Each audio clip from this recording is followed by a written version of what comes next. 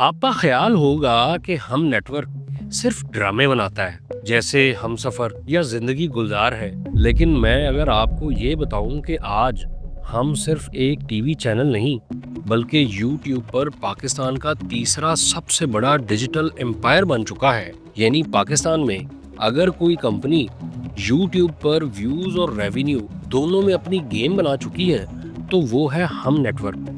51 million से ज़्यादा subscribers और 46 बिलियन व्यूज़ के साथ। और इन व्यूज़ का मतलब है रियल मनी, 2.2 बिलियन रुपए की सब्सक्रिप्शन बेस्ड इनकम सिर्फ यूट्यूब से।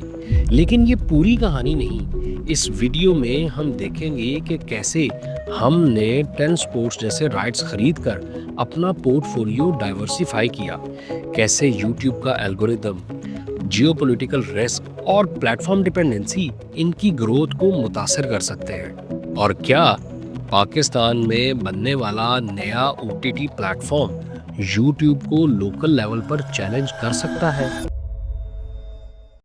हम नेटवर्क को ज्यादातर लोग एक ट्रेडिशनल ब्रॉडकास्टर के तौर पर जानते थे, वही जो उर्दू ड्रामे बनाता था और जिसकी कमाई का ज्यादातर हिस्सा एडवर्टाइजिंग से आता था। लेकिन पिछले चंद सालों में एक खामोश मगर बड़ी तब्दीली आई है। यूट्यूब, जो पहले इस चैनल का सिर्फ एक साइड इनकम सोर्स था, अब कंपनी की फाइनेंशियल हेल्थ में मेन रोल अदा कर रहा है। जून 2024 को खत्म होने वाले फाइनेंशियल ईयर में हम की टोटल इनकम का 18% सिर्फ डिजिटल और सब्सक्रिप्शन रेवेन्यू से आया। यानी ये अब सिर्फ एक ज़िमनी चीज नहीं रही। कंपनी के ऑफिशियल यूट्यूब चैनल पर इस वीडियो को रिकॉर्ड करते हुए तकरीबन 51.7 मिलियन सब्सक्राइबर्स और 46.5 बिलियन व्यूज हो चुके हैं। और सब्सक्राइबर काउंट के हिसाब से अगर देखा जाए तो ये पाकिस्तान का 3rd लार्जेस्ट क्रिएटर है। ये सिर्फ प्रेजेंस की बात नहीं, लास्ट 10 ईयर में इनकी सब्सक्रिप्शन इनकम 30% की कंपाउंड एनुअल ग्रोथ से बढ़कर मार्च 2025 तक 2.2 बिलियन रुपए हो चुकी है। लेकिन इस साल सीन कुछ अलग है। यूट्यूब की इनकम स्टेबल है, मगर ओवरऑल रेवेन्यू में इसका शेयर थोड़ा कम हो रहा है। वजह, कंपनी का एक और सेगमेंट इससे भी तेजी से ग्रो कर रहा है। 2024 में हमने 10 स्पोर्ट्स का फुल कंट्रोल ले लिया, एक ऐसा स्पोर्ट्स ब्रॉडकास्टर जिसके पास आईसीसी चैंपियंस ट्रॉफी और पीएसएल जैसे इवेंट्स के राइट्स हैं। लेकिन यहाँ एक बात याद रखें, स्पोर्ट्स ब्रॉडकास्टिंग का यूट्यूब मोनेटाइजेशन से कोई डायरेक्ट लिंक नहीं होता। तो जब 10 स्पोर्ट्स से इनकम बढ़ी तो ओवरऑल रेवेन्यू में डिजिटल का परसेंटेज नीचे आ गया। यानी यूट्यूब कमजोर नहीं हुआ, बल्कि बाकी चीजें तेजी से ग्रो कर गई। फिर भी कंपनी की मैनेजमेंट और इंडस्ट्री एनालिस्ट के लिए यूट्यूब अब भी फ्यूचर का मेन पिलर है। क्यों?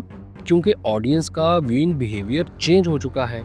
नई जनरेशन का झुकाव अब शेड्यूल टीवी से हटकर स्ट्रीमिंग की तरफ है, और यूट्यूब जैसे प्लेटफॉर्म्स कंपनी को स्केलेबल इनकम, ग्लोबल रीच और पुराने कंटेंट से री रन रेवेन्यू जैसे बेनिफिट्स दे रहे हैं। हम नेटवर्क, जो आज एक एस्टेब्लिश्ड डिजिटल ब्रांड है, कभी सिर्फ एक सिंगल चैनल के तौर पर लॉन्च हुआ था। इसका स्टार्ट 2004 में हुआ, जब सुल्ताना सिद्दीकी और दुरैद कुरैशी ने ये नेटवर्क लॉन्च किया। उस वक्त प्राइवेट ब्रॉडकास्टिंग पाकिस्तान में नई आई थी और सिर्फ चंद चैनल्स के पास वाइड व्यूअरशिप थी। फिर 2005 में हम टीवी लॉन्च हुआ और ये कंपनी की ग्रोथ का टर्निंग पॉइंट साबित हुआ।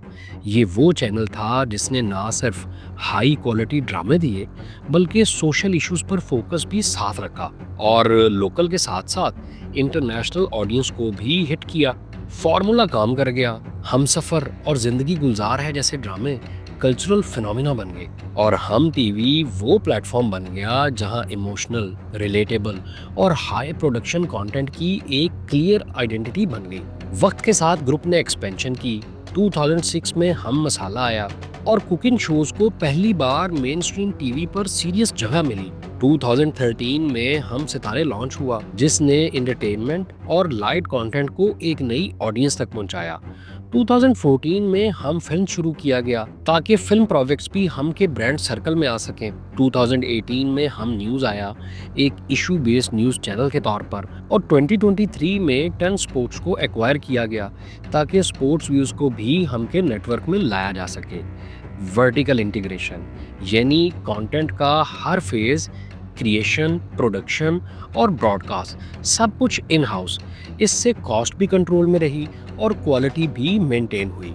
लास्ट 15 इयर्स में हम नेटवर्क की नेट सेल्स मुसलसल ऊपर गई। 2014 में ये 2.95 बिलियन रुपीस थी और 2024 में 12.35 बिलियन रुपीस तक पहुंच गई, एवरेज 15% एनुअल ग्रोथ के साथ। साथ ही आफ्टर टैक्स प्रॉफिट भी 18% एनुअल ग्रोथ से ऊपर गया। और ये ग्रोथ सिर्फ नंबर्स की नहीं थी, इसके पीछे एक क्लियर कंटेंट विजन था। हम की पूरी स्ट्रेटेजी का सेंटर पॉइंट रहा है प्रीमियम उर्दू प्रोग्रामिंग। ऐसा कंटेंट जो हर तरह की ऑडियंस को अपील करे, चाहे वो मेन स्ट्रीम व्यूअर हो या इंटरनेशनल उर्दू ऑडियंस। खास तौर पर वो फ्लैगशिप ड्रामे जिन्हें लोग बेहतर स्क्रिप्ट, हाई प्रोडक्शन वैल्यू और रिलेटेबल स्टोरीज की वजह से पहचानते हैं। यही ड्रामे प्राइम टाइम रेटिंग को बूस्ट भी करते हैं और YouTube पर अपलोड होने के सालों बाद भी लाखों व्यूज ले आते हैं बगैर किसी नई कॉस्ट के। हम मसाला जैसे चैनल्स पर कुकिंग शोज, मॉर्निंग शोज और फैशन बेस्ड प्रोग्राम्स एक अलग ऑडियंस को कैटर करते हैं, खास तौर पर फैमिली बेस्ड व्यूअर्स को। हम न्यूज़ ने खुद को एक mid ground issue focused news channel के तौर पर पोजीशन किया है। हालांकि मेन स्ट्रीम न्यूज़ चैनल से इससे सख्त कंपटीशन का सामना है। हम फिल्म्स अभी तक कंपनी का एक छोटा डिपार्टमेंट है, लेकिन इसका फोकस ब्रांड कंसिस्टेंसी पर है, यानी जो फिल्म्स बनती हैं वो हम के ओवरऑल इमेज से मैच करती हैं। ये पूरी अप्रोच एक बैलेंस बनाती है मैस मार्केट अपील और ब्रांड आइडेंटिटी के दरमियान, ताकि कंटेंट ना सिर्फ लोकल लेवल पर हिट हो बल्कि ग्लोबली भी ऑडियंस क्रिएट करे। इसलिए हम के ड्रामे मिडिल ईस्ट, यूरोप और नॉर्थ अमेरिका में भी स्ट्रीम हो चुके हैं। लास्ट 10 ईयर से कंटेंट इंडस्ट्री एक मेजर शिफ्ट से गुजर रही है। रीजन स्ट्रीमिंग और ऑन डिमांड व्यूइंग की एक्सप्लोजन। यूएस जैसे मुल्कों में केबल सब्सक्रिप्शंस मुसलसल नीचे जा रही हैं, जबकि नेटफ्लिक्स, यूट्यूब और टिकटॉक जैसे प्लेटफॉर्म्स पर ऑडियंस का फोकस बढ़ता जा रहा है। एडवर्टाइजर्स भी वहीं जा रहे हैं जहां व्यूअर्स हैं, जिसका मतलब है कि डिजिटल एड स्पेंड बढ़ रहा है, जबकि टीवी का एड रेवेन्यू या तो फ्लैट है या डिक्लाइन कर रहा है। पाकिस्तान भी इस ट्रेंड से बाहर नहीं, बस फर्क ये है कि यहाँ ये शिफ्ट थोड़ी स्लो रही है। वजह इंफ्रास्ट्रक्चर की लिमिटेशंस और ज़मीन या सैटेलाइट बेस्ड टीवी की मुसलसल पॉपुलैरिटी। लेकिन डायरेक्शन क्लियर है।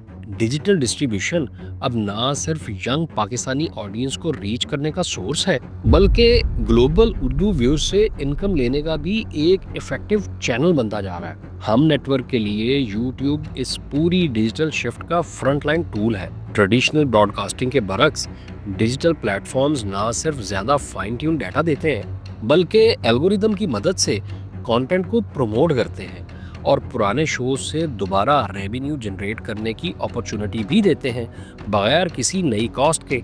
मिसाल के तौर पर 2016 का कोई पॉपुलर ड्रामा आज भी यूट्यूब पर मिड रोल एड्स के थ्रू इनकम दे सकता है बगैर दोबारा टीवी पर नशर किए। एनालिस्ट का कहना है कि पाकिस्तान जैसे मुल्क में ये एवरग्रीन कंटेंट मोनेटाइजेशन और भी ज़्यादा वैल्यू ऐड करती है, क्योंकि यहाँ प्रोडक्शन कॉस्ट कम है, लेकिन ऑडियंस का इंटरेस्ट ग्लोबल लेवल का होता है।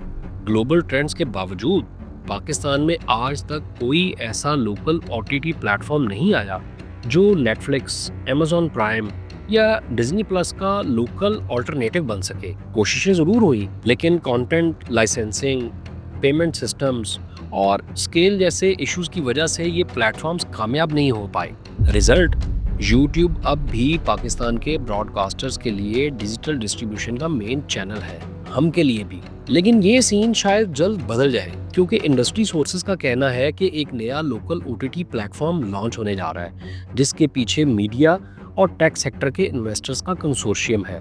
अगर ये प्लेटफॉर्म कामयाब होता है तो ये कंटेंट क्रिएटर्स के लिए एक कंट्रोल्ड और मुमकिन तौर पर ज्यादा प्रॉफिटेबल चैनल साबित हो सकता है। लेकिन चैलेंज भी कम नहीं, यूट्यूब जैसे स्केल और ऑडियंस को रेप्लिकेट करना आसान नहीं। हम के लिए ये नया ओटीटी एक अपॉर्चुनिटी भी है और एक थ्रेट भी।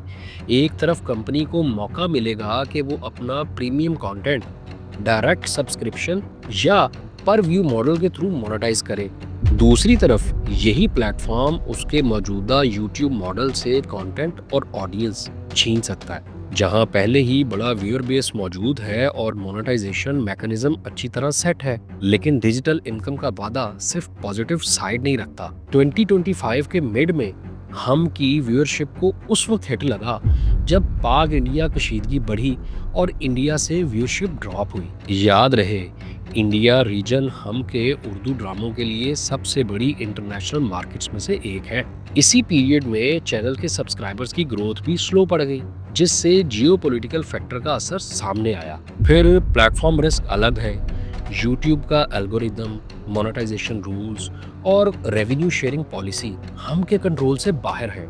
अगर एड पॉलिसी बदले या रिकमेंडेशन सिस्टम में कोई अपडेट आए तो रेवेन्यू सीधा हिट हो सकता है। और अगरचे डिजिटल एड स्पेंड बढ़ रहा है, लेकिन ये अब भी इनस्टेबल है और मैक्रो इकोनॉमिक फैक्टर से शदीद मुतासिर हो सकता है।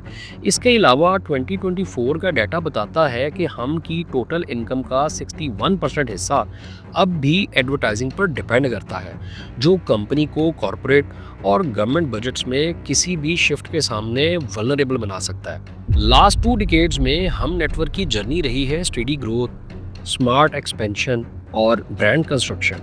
10 स्पोर्ट्स का एडिशन इस पोर्टफोलियो को मजीद डाइवर्सिफाई करता है, जो शॉर्ट टर्म में यूट्यूब की शेयरिंग को कम कर सकता है, लेकिन ओवरऑल इनकम और व्यूअर बेस को बढ़ा सकता है। लॉन्ग टर्म में सक्सेस डिपेंड करेगी इस बात पर कि कंपनी ट्रेडिशनल ब्रॉडकास्टिंग से डिजिटल डिस्ट्रीब्यूशन में शिफ्ट को कैसे हैंडल करती है।